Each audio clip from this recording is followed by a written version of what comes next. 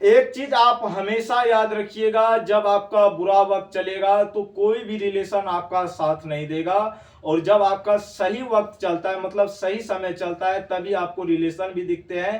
तो इसीलिए स्टूडेंट, हम एक चीज हमेशा कहते हैं, एक ही चीज ऐसा है जो आपका सही वक्त में भी आपका साथ देगा और बुरे वक्त में भी आपका साथ देगा, वो है नॉलेज। अगर आपने नॉलेज अच्छी तरीके से ले लिया तो यकीन मानिए, बुरा वक्त भी चलेगा तो आपको किसी की साथ की आवश्यकता नहीं पड़ेगी, और सही वक्त भी चलेगा तो आपको किसी की साथ की आवश्यकता नहीं पड़ेगी, क्योंकि सही वक्त में तो सभी कोई साथ देते हैं। लेकिन नॉलेज एक ऐसा, मतलब आप बोल सकते हैं दवाई है आपके जीवन का, कि बुरे वक्त में भी आपका काम साथ देगा और सही वक्त में भी आपका साथ देगा।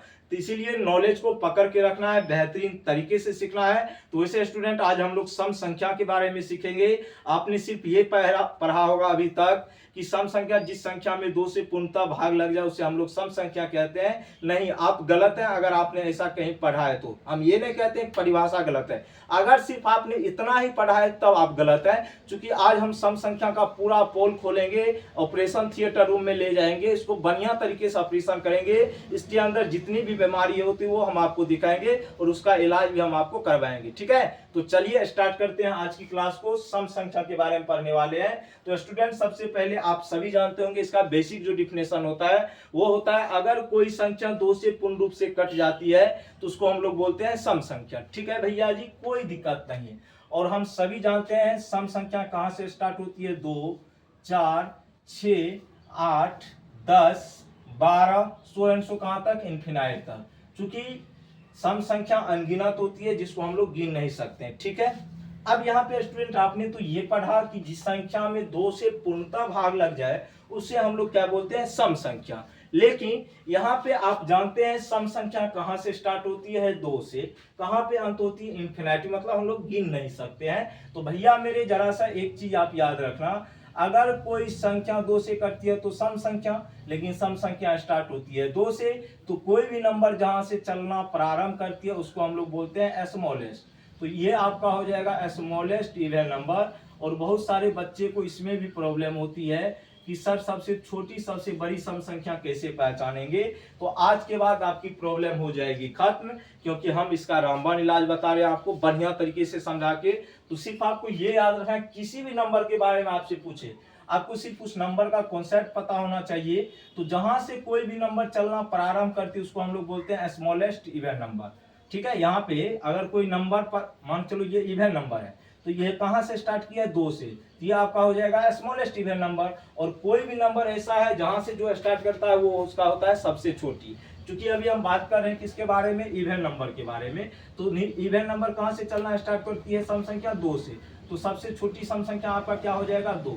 ये हो गया आपका सबसे छोटी सम संख्या। क्या हो गया बुआ, सबसे छोटी सम संख्या। ओके, आप कहेंगे सर बिल्कुल। आगे चलते हैं, और ये आपका हो गया लार्जेस्ट इवन नंबर। क्या हो गया भैया, लार्जेस्ट इवन नंबर। ओके, तो लार्जेस्ट इवन नंबर जहां पे कोई भी नंबर अंत होती है, तो इन्फिनाइट पे ये अंत हुआ, तो इसको बोलेंगे सबसे बड़ी सम संख्या। क्या बोलेंगे भैया, सबसे बड़ी सम संख्या। इसको आप लोग विशेष रूप से याद रखेंगे, वैसे आप लोगों को ये चीज पता होती है। ठीक है, लेकिन अब जो इसका हम ऑपरेशन करेंगे बढ़िया तरीके से करेंगे। 2, 4, 6, 8, 10, 12, सो एंड सो कहां तक है, इनफिनाइट तक। ठीक है, अगर हम अगला पॉइंट आपसे ये पूछे स्टूडेंट, 2 लगातार सम संख्या के बीच अंतर कितने का होगा, तो आप कहेंगे सर हमें सिर्फ रटा रटा हुआ ज्ञान पता है या नहीं भी पता है। तो अब आप समझेंगे सर 2 लगातार सम संख्या के बीच के अंतर की बात हो रही है ना, तो हम 4 में से 2 को थोड़ा माइनस करते हैं, कितना होगा 2। 6 में से 4 को माइनस करते हैं तो 2, 8 में से 6 को माइनस करते हैं तो 2, और 10 में से 8 को माइनस करते हैं तो 2, 12 में से 10 को माइनस करते हैं तो 2, मतलब इसी तरह 2 हमको मिलते जाएगा। कहने का सेंस हुआ, अगर किसी भी 2 लगातार सम संख्या के बीच का आपको अंतर पूछे तो स्टूडेंट इस कंडीशन में आपको क्या जवाब देना है, 2। तो यहाँ पे एक पॉइंट ये बना, 2 लगातार सम संख्या के बीच का अंतर, 2 लगातार सम संख्या के बीच का अंतर कितना हो जाएगा, 2 हो जाएगा। कितना हो जाएगा भैया जी, 2 हो जाएगा। ठीक है, आप कहेंगे सर बिल्कुल। आगे चलते हैं, अब यहाँ पे आगे और एक पॉइंट देखेंगे। अगर कोई आपसे ये पूछे भैया बताओ 2 दो लगातार सम संख्या के बीच का एचसीएफ क्या होगा, तब हम लोग क्या जवाब देंगे। तो आप कहेंगे सर कोई दिक्कत नहीं, हम जवाब दे सकते हैं। और ये दो लगातार सम संख्या का एचसीएफ की हम बात कर रहे हैं, दो लगातार सम संख्याओं का एचसीएफ, दो लगातार सम संख्याओं का एचसीएफ। तो दो लगातार सम संख्या का जो एचसीएफ होता है स्टूडेंट, ये कैसे हम निकालेंगे। तो दो लगातार कनेक्शंस क्या हो, दो के बाद चार आएगा ना कि छह। अगर कोई कह रहा है दो और छो दो लगातार सम संख्या तो वो गलत है। तो लगातार का मतलब होता है जैसे आपने ये दो लिया तो इसके जस्ट बाद वाला संख्या आपको लेना पड़ेगा, जैसे 6 लिया तो 6 के बाद वाला लेना पड़ेगा, 8 लिया तो 8 के बाद वाला लेना पड़ेगा। तो स्टूडेंट कहने का सेंस यहाँ पे हम बात कर रहे हैं दो लगातार सम संख्या के एचसीएफ की। तो दो लगातार सम संख्या का जो एचसीएफ होगा, तो दो लगातार सम संख्या उठा लो ना आप, यहाँ से 2 और 4 ले लो।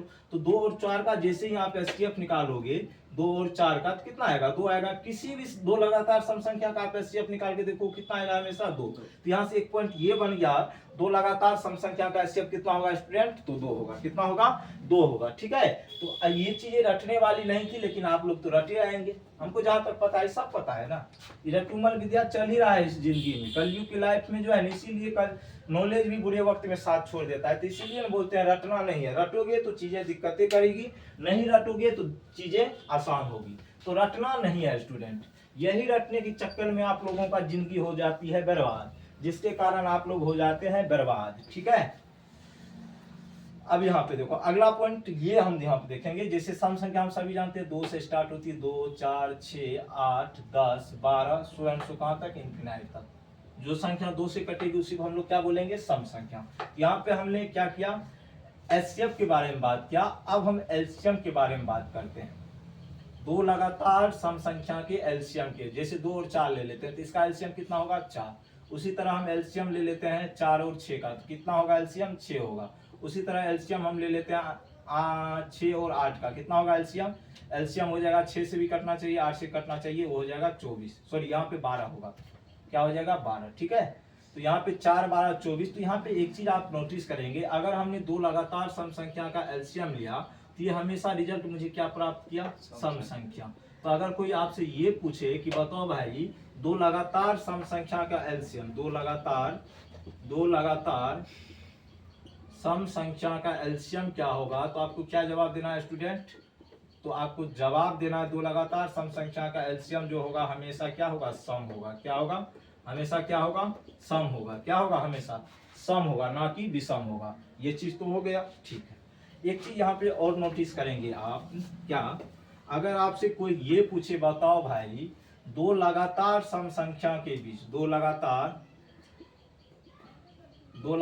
सम संख्या का गुणनफल क्या होगा, दो लगातार सम संख्या का गुणनफल, संख्या का गुणनफल।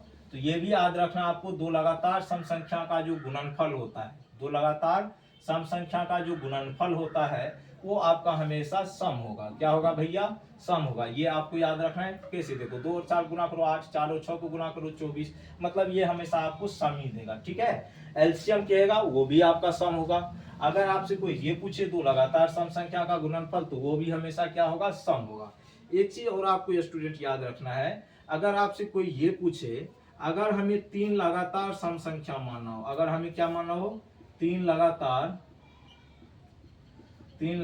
सम संख्या मानना हो, 3 लगातार सम संख्या मानना हो तो हम क्या मानेंगे। तो इस कंडीशन में स्टूडेंट आपको याद रखना है, एक मानना है x, दूसरा x+2 और तीसरा x+4।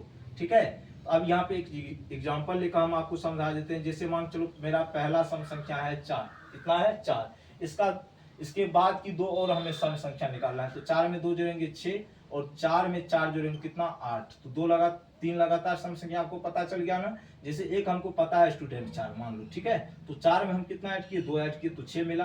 फिर 4 में कितना ऐड किए, 4 ऐड किए तो कितना मिला, 8। नहीं तो आप इसको इस तरीके से देखो, जैसे 4 है, 4 में 2 जोड़े कितना होगा 6, फिर 6 में 2 जोड़े कितना होगा 8। ठीक है, तो 4 6 और 8 आपका 3 लगातार सम संख्या हो जाएगा। ये आपको हमने इसलिए बताया क्योंकि इस पे क्वेश्चंस आपके एग्जाम में पूछे जाते हैं। अगर आपसे ये कोई पूछ दे कि अगर हमें 3 लगातार सम संख्या मानना हो तो हम मानेंगे x, x+2 और x+4, इस तरह मानेंगे। लेकिन अब यहाँ पे एक पॉइंट और आती है स्टूडेंट, ये भी समझने वाली बात है। अगर कोई कल के दिन आपसे क्वेश्चंस ये कर दे, ठीक है, मान लो यहाँ पे ए और बी दो सम संख्या है, ए और बी क्या है, दो सम संख्या है, ठीक है।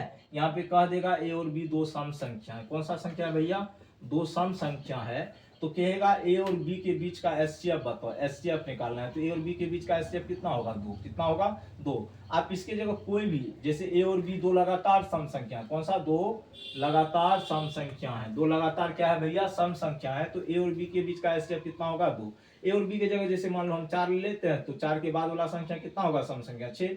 तो इसका आप एचसीएफ निकाल के देखो क्या आएगा, 2 आएगा। तो इस तरह के क्वेश्चन से आपको डरना नहीं है, एग्जामिनर आपको डराने के लिए सब पूछता है। तो इसका पूरा ऑपरेशन हम बता दिए हैं। कुछ कह देना, कह दे कि कुत्ता प्लस कुत्ती जो है दो लगातार सम संख्या, तो कुत्ता और कुत्ती के बीच का एचसीएफ कितना होगा, तैयो दुए होगा। क्या होगा, दो होगा। मतलब एक समझा रहे हैं, ठीक है। अगर कह देगा कि कुत्ता और कुत्ती मान के चलो सम संख्या है, तो इसके बीच का एलसीएम क्या होगा, दोनों को गुना कर दो, दोनों को क्या कर दो, गुना कर दो, वही होगा एलसीएम, मतलब सम संख्या प्राप्त होगा। क्या होगा, सम संख्या ही प्राप्त होगा। एक और क्वेश्चन से आप नोटिस करेंगे स्टूडेंट, जैसे मान लो ए और बी दो लगातार सम संख्या, ठीक है, दो लगातार नहीं, दो सम संख्या। क्या है, दो सम संख्या है, जिसमें ए बड़ा है किससे, बी से, ए बड़ा है किससे, बी से। अब यहाँ पे पूछेगा भैया, दो सम संख्या को हम जोड़ रहे हैं, दो सम संख्या को हम क्या कर रहे हैं, जोड़ रहे हैं, मतलब ए प्लस क्या कर रहे हैं, बी कर रहे हैं। ए बड़ा है बी से। जैसे कोई भी एग्जांपल अपने मन से उठा लो, 6 ले लेते हैं और 4 ले लेते हैं, कितना प्राप्त हुआ, 10। कहने का सेंस हुआ, इस तरह एक और ले लेते हैं, जैसे हम ले लेते हैं 8 + 6 कितना आ गया, 14। जैसे हम ले लेते हैं 12 + 10 कितना हो गया, 22। यहाँ पे एक चीज आप नोटिस करेंगे, जब हमने दो लगातार सम संख्या को ऐड किया तो रिजल्ट हमें क्या प्राप्त हुआ, सम संख्या। क्या प्राप्त हुआ, तो सम संख्या। तो यहाँ पे एक पॉइंट और याद रखेंगे, किसी भी दो लगातार सम संख्या को अगर हम ऐड करेंगे तो रिजल्ट हमेशा क्या प्राप्त होगा, सम ही प्राप्त होगा। क्या प्राप्त होगा, सम प्राप्त होगा, ठीक है। तो इसको भी याद रखेंगे। फिर उसी तरह डिफरेंस की बात हम कर लेते हैं। तो जैसे मान लो ए बी दो सम संख्या, लगातार नहीं, दो सम संख्या है और ए बड़ा है बी से। तो मान लो हम 18 में से मान के चलो 10 को घटा रहे हैं, तो कितना होगा, 8। 24 में से 16 को हम घटा रहे हैं, कितना होगा, 8।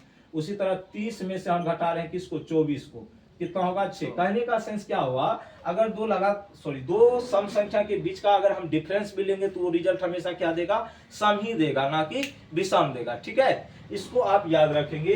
अगर कोई आपसे पूछे किसी भी दो लगातार सम संख्या का गुणनफल क्या होगा, तो वो भी सम होगा, ठीक है। अगर किसी दो लगातार सम संख्या का एचसीएफ पूछता है तो वो 2 होगा। किसी दो सम संख्या का अगर योग पूछेगा तो वो भी हमेशा सम देगा। अगर किसी दो सम संख्या का अंतर पूछेगा तो उसके बीच का अंतर भी क्या होगा, सम ही होगा। क्या होगा, तो सम ही होगा। तो स्टूडेंट, हमें उम्मीद है यहाँ तक की चीजें आपकी क्लियर हो गई होगी। और भी इसमें कुछ कॉन्सेप्ट बचे हुए हैं, उसको हम लोग अगले दिन देखेंगे। सम और विषम को एक दिन हम लोग साथ लेकर के आएंगे, तो वहाँ पे बेहतरीन कॉन्सेप्ट आपके बनते हैं जो आप जिंदगी में पहले कभी नहीं पढ़े होंगे, यकीन दिलाते हैं। लेकिन हम आपको सिखा कर रहेंगे, क्योंकि बुरे वक्त में एक ही चीज हमेशा साथ देता है, वो है कॉन्सेप्ट। इसीलिए कहते हैं कि कोई भी चीज करो ना करो, लेकिन नॉलेज अच्छी तरीके से ले लो, पढ़ लो अच्छी तरीके से। कितना भी अच्छा रिलेशन आपका रहेगा ना स्टूडेंट, अच्छा, तो बुरे वक्त में आपका साथ छोड़ देगा, लेकिन आपका सही वक्त, बुरे वक्त में जो साथ देगा वो है नॉलेज। वो भी किसका नॉलेज, एजुकेशन का नॉलेज, वही हमेशा आपके साथ में रहेगा। बाद बाकी सब कोई आपको छोड़कर चला जाएगा, ठीक है। इसीलिए बुरे वक्त का एक ही दोस्त है, वो है नॉलेज। तो नॉलेज लेंगे, बढ़िया तरीके से लेंगे, दबदबा है, दबदबा रहेगा, दबदबा बना रहेगा। तो बाय बाय, टेक केयर।